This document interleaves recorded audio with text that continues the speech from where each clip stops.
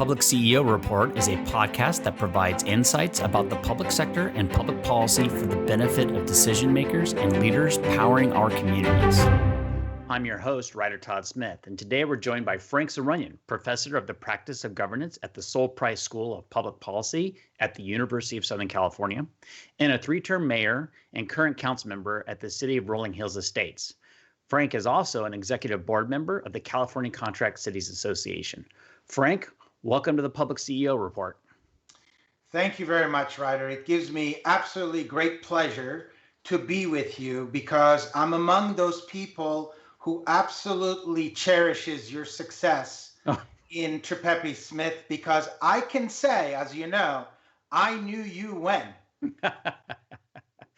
You did know me when I was a little pipsqueak, still trying to figure out what this whole local government thing was all about. Over a decade ago at this point. So, indeed, that was a long time ago. But to your credit, you have been extremely successful, including working for my city. You have made a difference. Thank you. Well, that's very kind of you, Frank. I appreciate that. It's a great pleasure having an awesome team over here at Tripepi Smith, and also having a lot of mentors out there in the local government world, including yourself, who kind of helped me figure it out, right? I mean, this is local government is both, as we're going to discuss today, it's part intelligence and academia and putting theory to practice. It's part just on-the-job training and figuring it out because it's boots on the ground for government, and it's a very complex world. But having good mentors in the space and learning from them and remaining humble enough to hear people out and hear what they have to say is, I think, part of what it takes to be successful in local government. So I appreciate your guidance and feedback over the many years. Pleasure. All right. Well, so here we are. Tell me a little bit about your career in local government. This isn't about me. It's about you. Well, my career in local government, although I will get to the personal side and what was intended. But it began as a planning commissioner at the request of the then mayor in the City of Rolling Hills Estate. I was practicing law. He was a lawyer as well by training, and my practice related a lot of land use work, represented a lot of developers, banks, and governments with respect to land use and finance, etc. So it was a natural for me to be on the Planning Commission, and he requested that I serve on the Planning Commission. I became chair of the Planning Commission, and it just happened that that year, Barbara Rao, my good friend who passed away, blessed be her memory, and I was asked by her to take her spot on the council at that point. And it was kind of a lifetime of a desire, I should say, on my part to go back, to bring back to my family the public service component that was stolen from my family about a century ago. My great-grandfather was a school board member, and my great uncle was a graduate of the American University in Turkey at the time, at the Ottoman Empire, and both very learned people. And in fact, when I completed my first term in office, I said I completed the term of office that my great-grandfather was not able to finish as a result of the fact that he was murdered in office during the first genocide of the 20th century. So it's really personal to me. It's personal to my family, and my desire to serve. As you know, I serve with all I've got, and that's because of this personal background and personal history. I've spoken about this in my community and in other publications, in other interviews that I've given, but the first time you're asking this question. So it is very personal, but it's been a terrific journey. I've learned so much. You know, when I met you over a decade ago, I was completing, if you recall, almost my first decade of serving in office. And I was actually becoming president of California Contract Cities at the time. And you were just kind of launching your business at the time. And it's been a great journey. As you, I'm like a sponge. I tell my students, I'm a student for life. I learn every day. And you said a word which is extremely important, both in governance as well as, learning is humility, right? Um, and sometimes I feel bad because some of our electeds lack that level of humility to be able to approach public service, which I think is critical to being able to serve the public.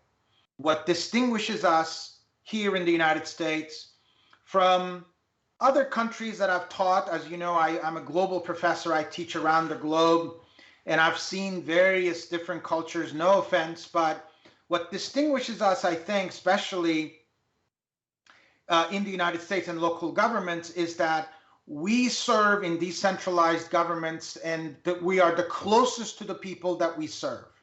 That is very different than most of the world, where they have centralized forms of governments where most people that serve them are further away from them.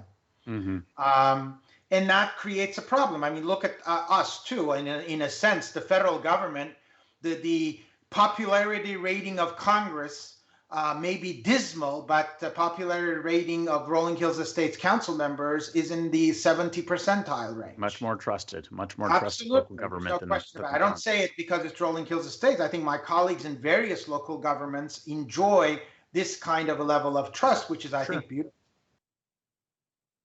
Totally agree. I mean, I think at the end of the day, when you can actually interact with and see your elected representative in the grocery store, in the church pew, or walking their dog down the trail, or wherever you run into them, it makes it much more real, and and that familiarity breeds trust. And I think people are generally much more familiar with the realities of what's going around them with their city government and their access to be able to get into it, or they have friends in the family who spend time on that, so they at least have a kind of indirect connection to what's going on in their local city, which is of course why it's so important for cities to engage with their public, because it builds the kind of trust that you need to make a real change in an organization or within a given geographic sphere. Absolutely. And your topic and your discipline is communication. I mean, let's face it, what better form of communication than running into someone in the fruit store and face to face having a very candid and good conversation about that pothole that may be in the middle of that street. So it's really cool to be able to serve at the local level. Yeah. So you had made mention too of something I did mention in your intro, which is you're also obviously you're credentialed if you're teaching at USC, but you also have your law degree as well. So you've done legal work, practicing attorney. Are you still an actively practicing attorney? I am active with my bar license, but I no longer practice. Of course, I simply don't have the time to practice law, even though I do provide from time to time, whether it's my former firm or other attorney friends that call me, and I do provide counsel here and there, but I don't actively practice now. Okay. So let's talk a little bit about this bridging of academia with the real world. And maybe I'm being a little bit of a pejorative in asking that question because it implies there's a huge separation there. But there's certainly lots of conversation. Yeah. Well, and I guess that's the point, right? I mean, you are one of the few council members who also is a professor teaching the next generation and teaching, frankly, within the space that you are providing your public service in, right? So how do you experience the bridging of those two worlds?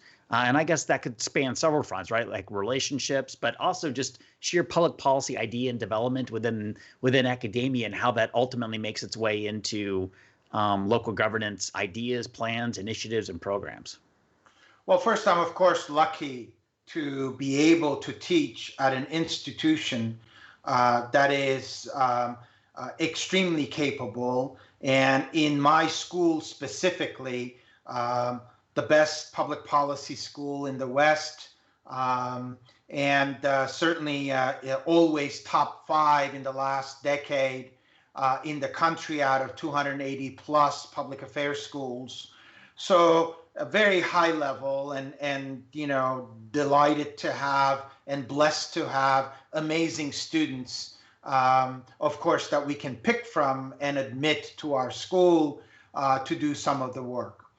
My approach, and one of the reasons why I exist at our school is, of course, what you mentioned, my practice and also coming from the world of public administration that is a bit more theoretical, of course. And, I'm one of those that have actually voted on policy and have implemented policy as opposed to theorize about policy. Now, don't get me wrong, theory is extremely important, and my colleagues in academia do us a great favor by theorizing and helping us perhaps with mechanisms that we can work to implement. But I always say to my colleagues when they come to my office on a research project or something, my first question always is, how will this advance society? Mm-hmm. That's my critical question. Because if it's a theory that's going to be in a book in Doheny Library somewhere, or will be read by other academics for the purpose of glorifying academia, my personal interest is not there. I am always interested in research, and I'm always interested in research that will advance society now. Yep. And there's a lot of talk, and I always tell my students, politics is the world of talking a lot and sometimes too much and not accomplishing much. Public administration is the discipline of not talking that much, but actually doing things on the ground. Mm-hmm. So I like public administration. I'm naturally drawn to public administration because it's the field of implementation. And that's what I like most about what I do, because my classes are all about case studies. My classes are all about my experience and sharing that experience of 20 plus years in public service, both at the local and state level. As you know, we didn't touch on that, but Governor Schwarzenegger appointed me to the medical board in 2006, and I served at the regulatory position and did bunch of regulation and discipline of doctors who, on behalf of 38 million medical consumers of the state. So I was a consumer protector, so to speak, in my role as a regulator on the medical board, which is one of the busiest boards of the state, by the way. Yep. Well over 150,000 licensees in the state of California that practice all over the nation and the world, for that matter, with a California license. So it was a very busy board, and I've learned a lot there as well. But state office is a bit different, and Sacramento Bee one time asked me the question, board member, what is the difference between your service at the local level and at the state level? My answer was the level of frustration.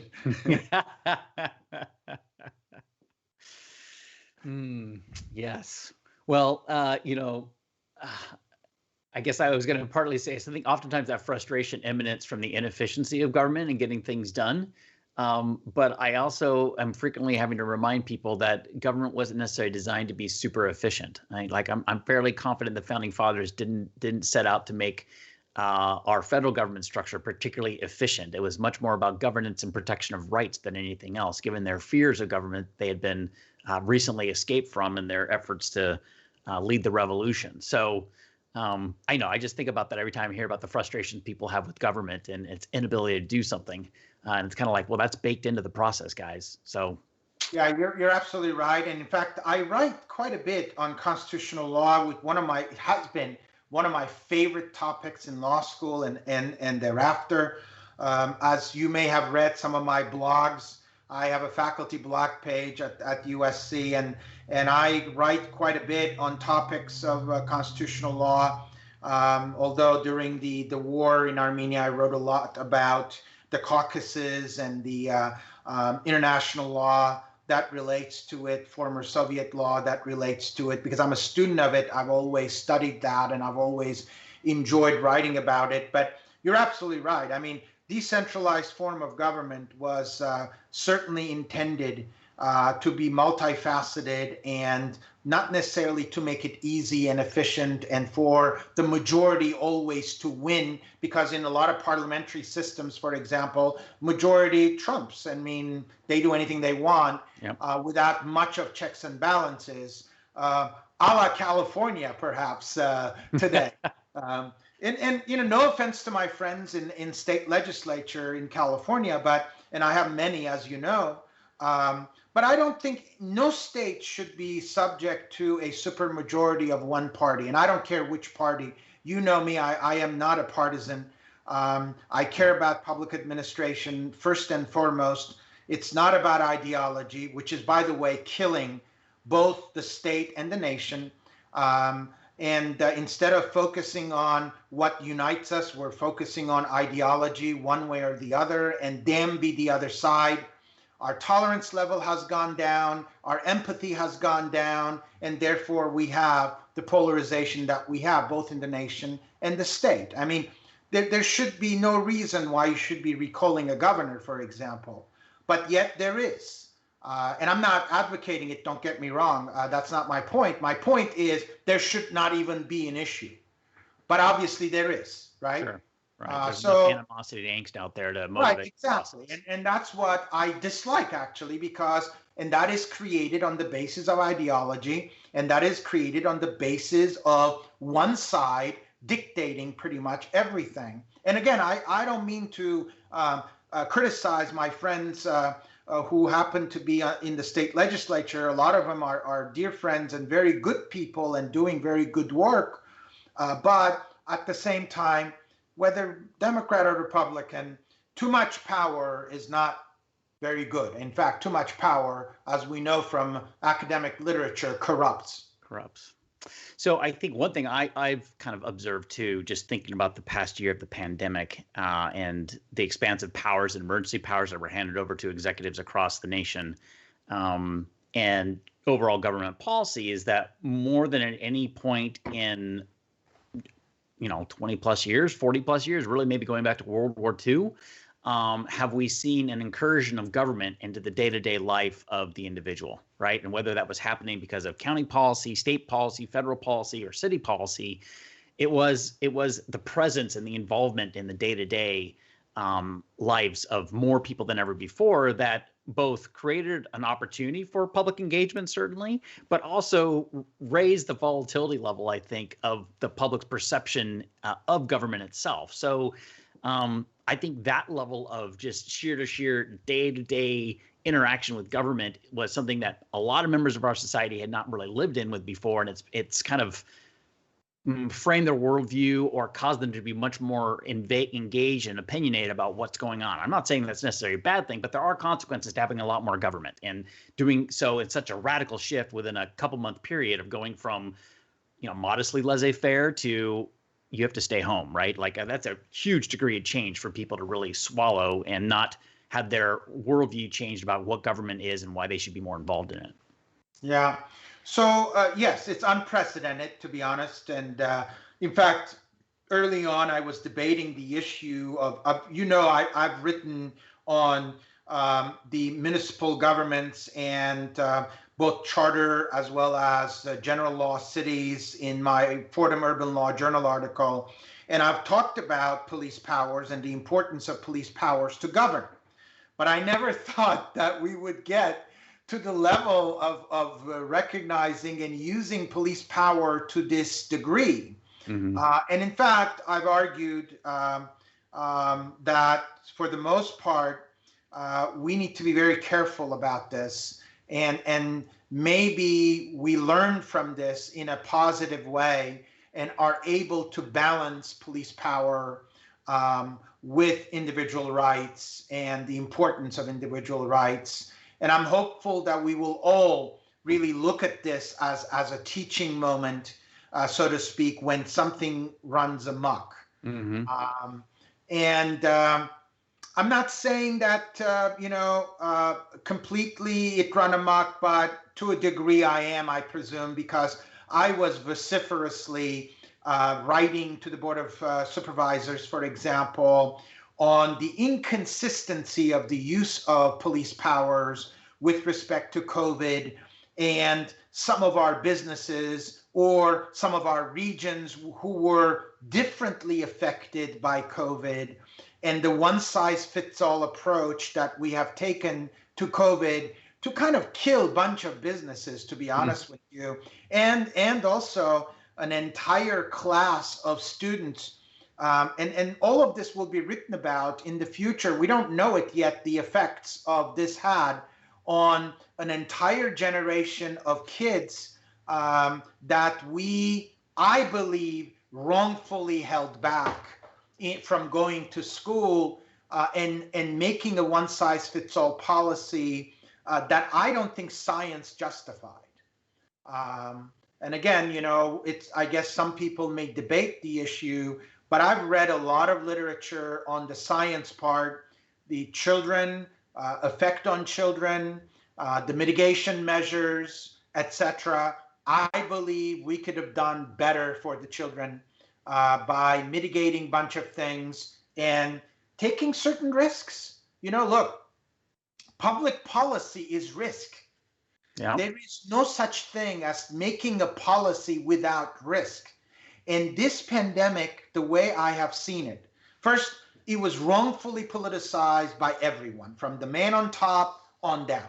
So there's blame to go around, all around. And again, I'm trying to be ecumenical in my blame and not necessarily blame one party over the other or one individual over the other. I think there's plenty of blame to go around. This was literally politicized unnecessarily. This was a pandemic, but yet people were making policy on the basis of zero-sum games. In other words, people were making policy on the basis of complete risk averseness as opposed to managing or mitigating risk. As one of my colleagues, in fact, my interim dean, Dana Goldman, told me, I think it was a brilliant thing to say, that we need to more focus on mitigating risk rather than being completely risk averse, because we don't do policy that way. Just imagine how many cars we would stop from driving if we were risk averse. Well, how many people we would not allow to walk on a pavement, for God's sake. So it's crazy to think of it that way. And I know the argument about, the transfer of the disease, it's different, etc. I get it, but still, there are mitigation factors, and we could have been more smart about this, and we were. And again, water under the bridge, but I hope that my point is that we learn from this experience and we're able to balance the equities of individual rights, the Bill of Rights over the police powers, because it could become dangerous. I mean, forefathers did not intend for government to have this much power. I'm curious, Frank, do you think that our scientists, academia, and public policy folks are up to a non-biased, complete review of the decisions that were made to come up with some real good answers? Or is it going to be, is history going to be written by the victors, and it's going to be driven by each side coming up with its narrative about how the other side screwed it up? Well, to be honest with you, based on where we are in our polarization, I would say it's the latter, unfortunately.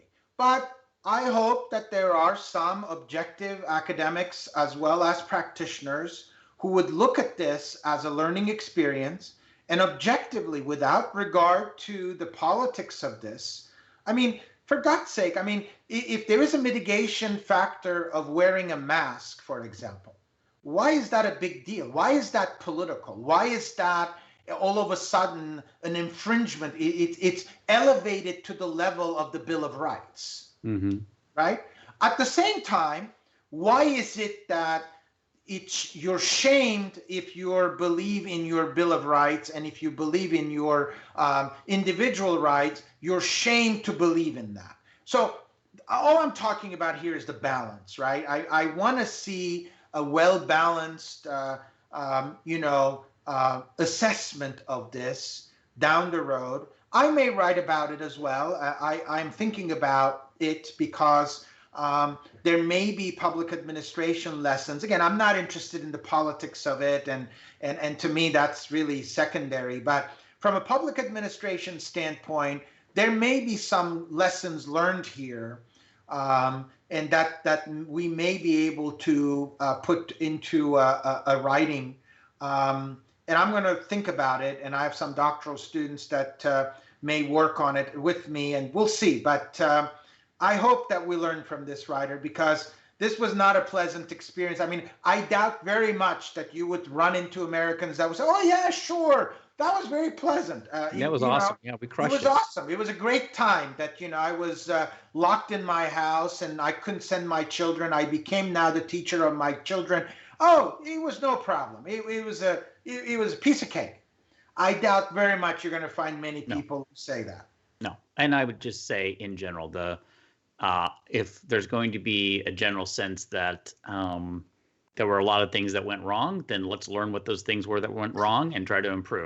We have a motto here at our firm, which is ABL, always be learning. And that means where we identify a mistake has taken place, we talk about it openly and we embrace it and we say, great, that was a bummer, but we live to fight another day and we're going to learn from that mistake and everybody's going to talk about it so we don't repeat it. Isn't that a great way to go? That's the way to do it, Ryder. In fact, there's plenty of leadership literature. I tell my students that I know of no leader that is recognizable at the ward level who has not failed. There's no such thing. Right. Leadership is all about learning from your failures and actually really perfecting them to the level where a bunch of followers go, wow, right? So that's why, to me, it's more about being objective. And by the way, I mean, it's sad perhaps, and not that I'm affected by it personally, but it's sad to learn sometimes that objectivity today is not good. Either you have to follow a narrative and follow that narrative to whatever degree it takes you, and calling it spade to spade or calling it objectively, if it's good for this person, it's also good for that person. If it's bad for that person, is also bad, does not work. Right. If you have a favorite person, then everything is good for your favorite person, and the same thing for the not favorite person is not good. Yeah. It's not good. Well, and yes, agreed. And we are wandering into territory far, far asunder from the broad or the narrow area that I was particularly fired up to get into in discussion with you about the academia. But the reality is, for us to talk about local government and the politics that result in public administration direction, you kind of have to deal with all these issues. I mean, I think there's plenty of frustration out there. And frankly, I think within public administration, there's probably a huge desire to have some real good understanding of what works and what doesn't, right? What was the right decision? What was the wrong decision? I'm not sure the politics level is particularly interested in that, but I think the public administration level is very interested in that. Yeah, and I'm proud of most, in fact, a lot of our local government leaders that, I certainly interact with at contract cities, Liga cities, SCAG, etc. I'm proud of all of them as they are trying very hard, I think, to put politics aside and try to focus on public administration and help their own communities. I mean, some of the major issues in the state, for example, take housing. Housing has become all of a sudden an ideological belief, and damn with everything else that you believe. And housing, housing. Yet the reality of housing at the local level, in order to be able to implement, has nuances. And ignoring those nuances does not deliver housing. And It hasn't delivered housing over the last decade that I have seen this push towards housing. And I don't understand why these folks are not getting it. 10 years is not good enough to figure out that implementation is not the same as ideology, and that ideology sometimes is not implementable. Maybe we should try something new, right? And that's what, I'm hoping that we are at the local level, I think, are getting united in trying to propose to the state level that, look, ideology does not always work. It may be a good starter for a conversation, no matter what it is. And by the way, I'm not suggesting housing is not an important topic, nor that we don't need it. Quite the contrary, we need housing, and it's an important topic. But we need to be able to implement it. We need to be able to build it. With those kind of ideas, we have not been able to build it because you're not taking into account the lay of the land, market forces, quality of life, the zoning, the environment. I mean, now you talk to these folks, it's like, and I've said this, I think it was the Orange County Register that quoted me on this. I said, if you leave it to these people, they're going to pour concrete all over California and be happy about it, at the same time calling themselves an environmentalist. How's that possible? How is killing trees and taking up open space for housing become environmentally stewardship? I mean, I just don't get it. So I can understand these frustrations. I guess I'd ask you, as a leader within the academic field and involved, obviously, as you noted, in one of the most successful public policy schools in America, how has USC tried to tackle this issue and taken it on from an academic perspective to provide some context and understanding for local government officials to develop better policy ideas, or to at least figure out where things haven't worked for the last 10 years?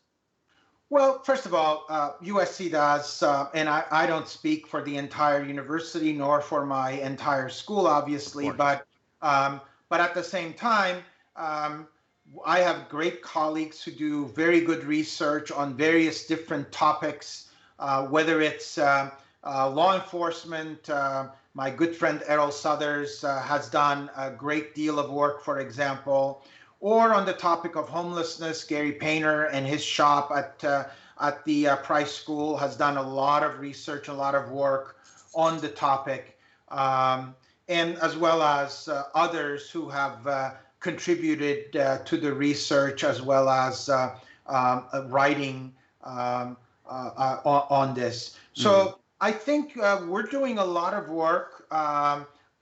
We have not yet produced, I'd say, work that is really implementable at the local level the way I see it, although I put my students to work in the last cohort in one of our labs, working with SCAG to write a little bit of research that Contract Cities is using to develop the housing proposal that we are making to the state legislature. So some of that research, yes, has come from my students at USC. And I hope that we continue this from a more practical and practice-oriented view, as opposed to more theoretical views of, don't forget, USC is a global marketplace of ideas as well. So a lot of our colleagues write for the global community, not just the California community or the American community. So there's so much work going on that it's hard to pinpoint specifically one aspect of it. But we're all trying, to be able to be impactful and transformational, which is part of our mission at the Price School, to be able to make a difference, especially in various communities and more importantly, underserved communities, to uplift them. Because as I always tell my students, poverty sucks. And unfortunately, it's a vicious cycle. And we have to do everything we can from a regional standpoint to uplift these communities. Affluent communities have a responsibility. It's happening right now, for example, in the broadband space, where we're all banding together, no pun intended, in trying to help regionally the uplifting of communities and belonging to the 21st century, especially when it comes to broadband access and the internet. Yeah.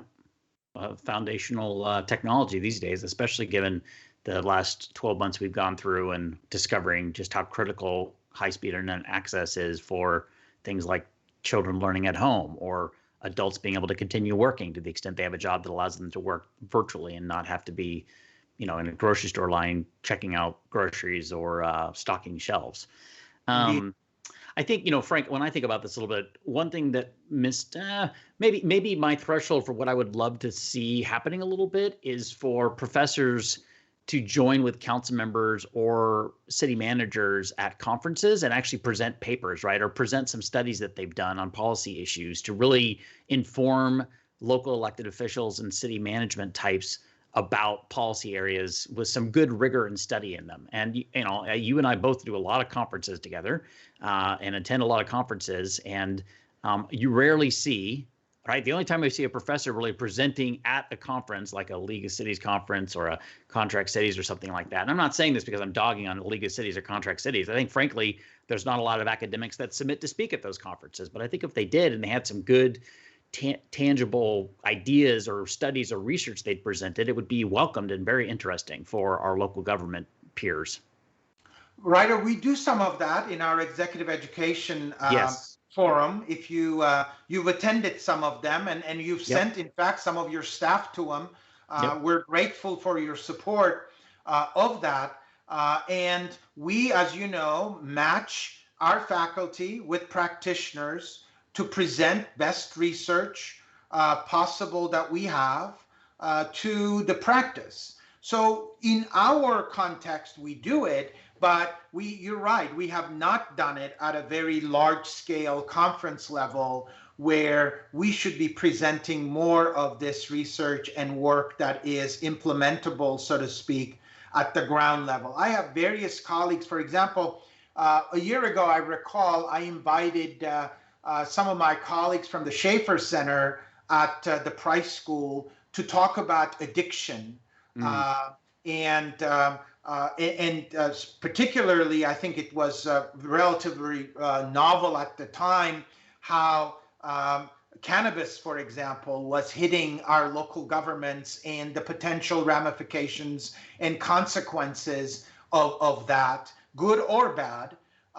So we did a series on that, and we had a few of our faculty members present their research, as well as on the topic of addiction. We have an entire center on addiction at the Keck School of Medicine at USC. So I invited a couple of my colleagues from there to do it. So we, on a regular basis, do what you're suggesting within our executive education forum, but we have not, you're right, have done it at conferences. Maybe the exception, and I hope to continue doing that, where you participated recently at the California Special District Associations conference, where we designed the curriculum and delivered executive education, where you actually moderated the panel on communication for disasters.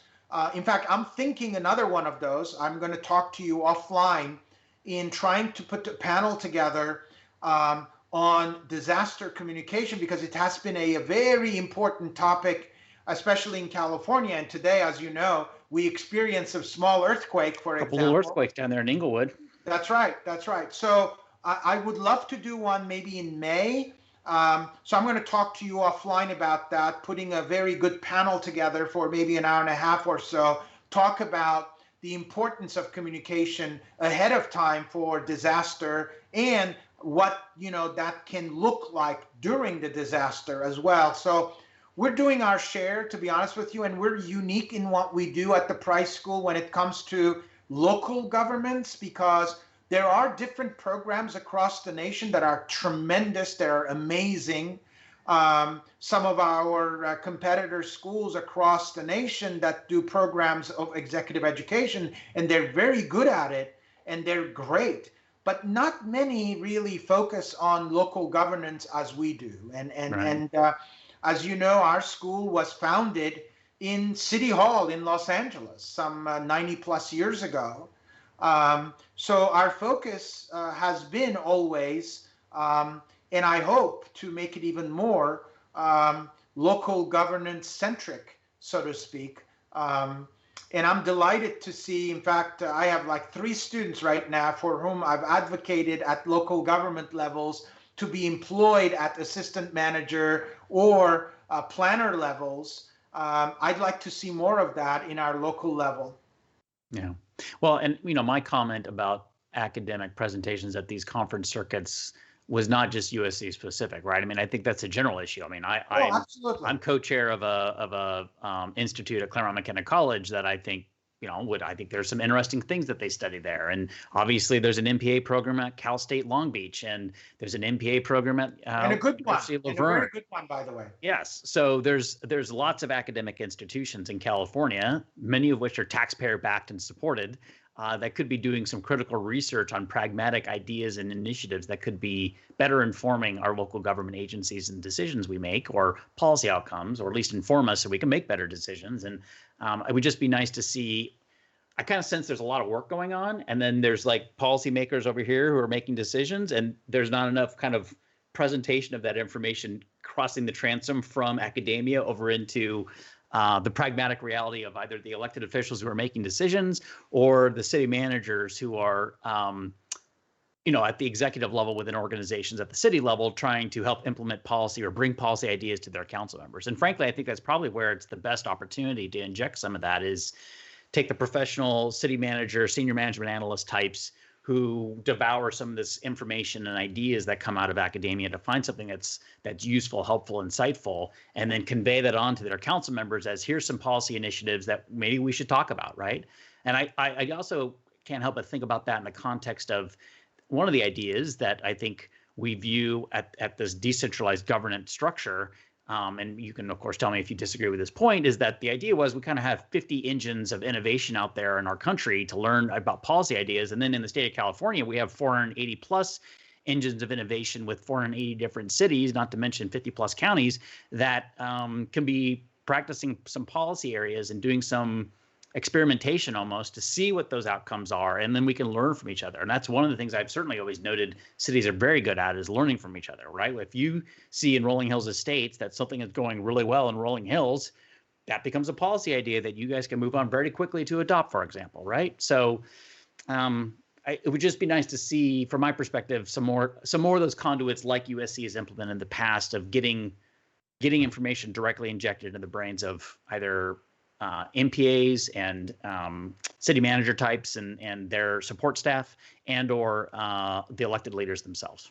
Yeah, Ryder, let's work on that together. I agree with you. My focus always has been our program at USC, but I would love to be on panels with some of my colleagues from Claremont, Long Beach State, Cal, anywhere else that we can bring together in the state and actually put our minds to it and present to the constituency that you're referring to. As I said, the closest we've come is, in fact, the City Manager Summit that we do with contract cities at USC, and also now the Special District Association that we've done. I mean, we've heard very, very positive reaction, and I'm almost certain this will become an annual thing, just like the City Manager Summit, where we will do this on a regular basis. We had 192 people registered for that program that you were part of. And I'd love to do more of that, to be honest with you. But really pitching major conferences, I think it's a great idea. You do your share and I'll do mine. Okay, very well. Well, I would agree the associations are good partners to have in that effort because you can see how quickly it can distribute that content, right? Which is one of our philosophies around here for how to make an impact. All right, so Frank, I want to be sensitive to time here. We've gone on several different tangents today and healthy conversations. I welcome that, and that's why we like to have conversations here, not just a directed A to B point in the conversation. Anything exciting going on in Rolling Hills Estates that we can talk about? Any big policy objectives you're trying to accomplish there that where you're seeing your academics translate there, you've been able to provide some additional insights, or just maybe something to be said about Rolling Hills Estates is a smaller city, right? So it's not, it has its own unique challenges as a smaller contract city, but any of the policies going on there that you want to chat about?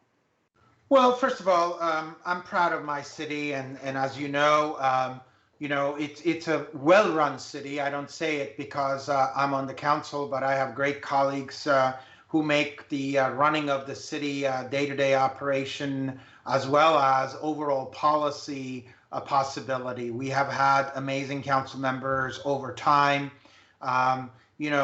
big names, leaders statewide, people like Judy Mitchell, for example, who just retired, amazing colleague, and others, of course, that have served.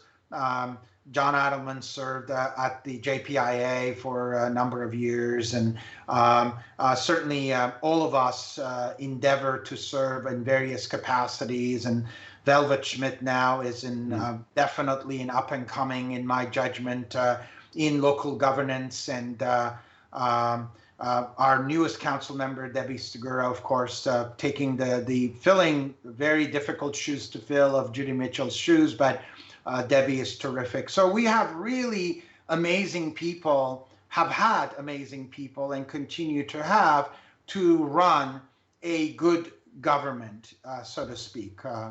So I'm very pleased with that. Like you said, like anybody else, we have our own challenges. Our certainly geographic location, as well as some of our topography creates challenges, whether it's the canyons, whether it's wildlife, whether it's animals mixing with people. For example, in a relatively urban setting, a semi-rural, of course, community still, 100-year-old trees. Some may say, well, those are good problems to have. But for every community, their issues, obviously. But for the most part, I think we've done well in managing both our finances. I am most proud of the topic that you've been helping us with, which is our engagement and the level of engagement and communication that we now have with our constituency that we did not have number of years ago. So we now use, as you know, with your advice and help, top-notch technologies, and we're very visible on social media, and communicate with our constituency at a much higher level. I've always said an informed constituency is the best form of governance, especially at the local level, where transparency and accountability are critical in governing. And I prefer for our constituents to know everything there is to be known about any particular issue before I make a decision. I will make a decision because I'm elected to do so. Sure. But at the same time, I would love it that that decision is based on a very high level of consensus from our community, and that it's something that there is a high level of buy-in to do. So I wish upon all of my colleagues in various cities to be engaging and desiring to hear from constituents. Sometimes what you hear is not what you want to hear, but your job as a facilitator is to find that common ground and to actually smooth that relationship to create an ultimate win-win opportunity for all. And when you're able to do that, when you're able to facilitate at a high level, then you're good. Now, let me say this unequivocally, there is no city that does policy that does not affect someone or someone's negatively. Sure. Or that upsets people, right? Yep. I cannot make everyone happy. That is not possible in policymaking. I try at a very high level, but not always possible. That being said, it is important to listen to those voices as well, and to respectfully, empathetically hear their concerns and still say no. And that's important too. That's part of leadership as well. That is the case. I mean, I totally agree with that point. You're not going to make everybody happy all the time. So the trick is to make the best policy decisions you can that are principled and are going to result in long-term benefits to the overall community as much as possible. So yeah, we're in the middle of our general plan. We're finishing up our general plan. Typically, as you know, that's a 10-year document. So we're getting there. We're trying to create opportunities for housing in the city, for example. There's a very thoughtful process going on. Incidentally, most people don't think of it that way, but we are a relatively diverse community in Rolling Hills Estates. And most people don't think that. Demographically, we have a division of various demographic groups in our community. Admittedly, some may not be that large, but recently, for example, someone was asking me in light of the issue with the Asian American community, for example. Most people don't know this, but 30% of our Rolling Hills Estate city demographically is ethnically Asian American community. And that's beautiful. I mean, from my perspective, the more that, I mean, you know me, I came from different cultures. I was brought up in 3 different countries and 3 major cities of the world. And I have an empathetic ear to various cultures. And I love seeing various culture play under the umbrella of all of our commonality, which we call ourselves Americans. Yeah. Well, and Rolling Hills Estates is a beautiful place. Like, everybody wants to live in Rolling Hills Estates, right? I mean, it's a lovely community. It's a safe community. It has beautiful hillsides, and that's a universal truth. It doesn't matter what your background is. It's a desirable place to live. We see that with many of the nice communities that we have the opportunity to work with. The sad part, Ryder, is that us attempting to protect what you described has become almost toxic in certain circles, where it's no longer good to protect a tree. It's no longer good to protect open space. It's no longer good to actually deliver a top-notch quality of life, which is very disappointing to even hear. But I'm elected to do that. I will do that regardless of what I hear and regardless of the pushback I get, unapologetically. So it is what it is. And, yes, we do live in a beautiful community, and we are a very welcoming community. We would love to see more people succeed, and we would love to see more opportunities for our next generations. One of the problems, of course, in my community is that we create opportunities for housing, but not enough to be able, for my children, for example, to be able to afford. Sure. For that matter, let me put it to you this way. I cannot afford my own house today. Right. So that tells you, it doesn't even have to be my children, but so we do need to create opportunities, and we are working in our general plan to create those opportunities for people who, especially the next generation, as well as our workforce that works actually on the Hill. And I'm committed to that, and you'll see it'll work out. Yeah. Well, I think you do touch on one point, and then we'll wrap this up here as we're chatting. But I think there's an interesting point to be made, which is life has trade-offs, right? And economics is kind of the study of resource allocation and trade-offs on those allocations. And that was an area of intense focus for me in my college days, and remains a big area of policy interest in general. But for example, there is a trade-off that takes place between advocating for open space land and the consequences of reducing the available land supply for housing development, right? Like, those are yin and yang.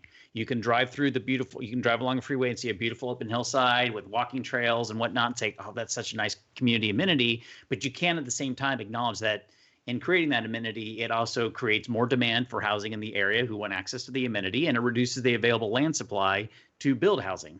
Now, the answer might be, well, we'll increase density. Okay, well, there are other economic consequences to that trade-off too. But to deny the fact that creating open space doesn't have an economic consequence or doesn't constrain the land supply to make it available for housing units is naive, right? I mean, that's just That's not a healthy debate to have a conversation on. It could be a very legitimate policy, or you could have had a debate 20 years ago when the open land was created and said, wait a minute, this could have consequences. But that debate probably ended 20 years ago when the open lands were declared. And frankly, I don't think most people are ready to abandon their open space at this point. They like their open space. They want the access to the trails. Yeah, that's true. And certainly speaking for our community is among the few left semi-rural communities with trails, open spaces, as well as beautiful landscape of rolling hills, as our namesake, which is true, with pepper trees that go back 90, 100 years. Mm-hmm. And with a level of wildlife. I mean, if you come to my street, you will see chickens running around, peacocks running around, and horses passing by, ponies, dogs, name it, cats, name it, we have them. So ducks. So it's a very vibrant community from that perspective, and we certainly like that. And I am not naive enough to say that it doesn't come with a consequence. It's just that you need to be able to manage those consequences logically, and make sure that you distribute. It's not about, this is what I say all the time to people. It's not about wrecking the good that we have. It's about uplifting the bad that we have. If we manage to create that balance, then we've succeeded. Yeah. Fair point.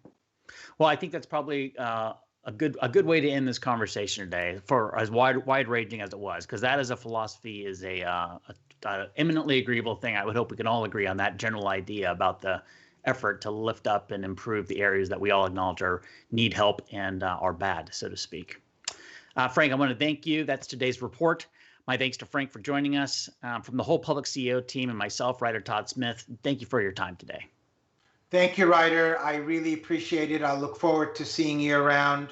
And thank you for all the good work that you're doing, both for our city and for all the 40, 50 other cities that you do good work for. It is well appreciated, and much success, much continued success to you. And I really appreciate the time and the conversation today. Thanks, Frank. Thanks for your public service too. Have a good day.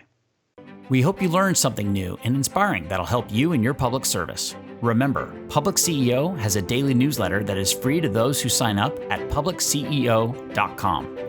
If you have feedback, questions, or guest suggestions for PublicCEO Report, please email alex@PublicCEO.com.